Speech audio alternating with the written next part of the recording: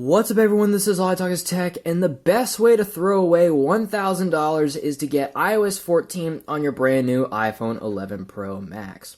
So, unfortunately guys, iOS 14 destroyed the power button on my iPhone. It destroyed the ability to open up apps.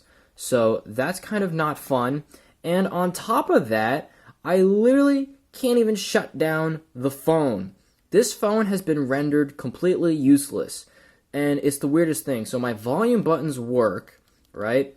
The power button doesn't work, and I've tried opening up apps through here. So I am stuck not knowing how to fix my phone. So a lot of people who run into hardware issues on their phone think probably the best way to fix it is through software. And what I mean by that is like assistive touch, right? So the way you get assistive touch is by going into the settings and turning on assistive touch, and you get like this little dot in the corner of your screen. You can tap that and your button functions are added to the software. Well, what happens when you can't open up settings? What happens when you already try Spotlight search and you still can't open up settings? So my last resort that I haven't tried yet is to try Siri to open up an app. I want to see what happens, and I haven't tried it yet. But this video is just a warning, letting you guys know exactly what can happen to your device. So let's try Siri. Open settings. What is going on? So, not really sure what the deal is. I'm connected to Wi-Fi.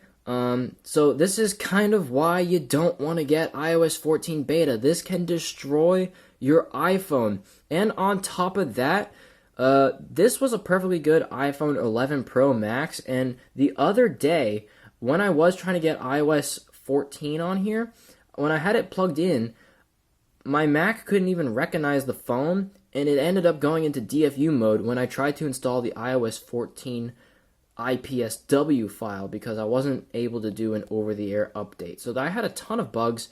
So please do not make the same mistake I did.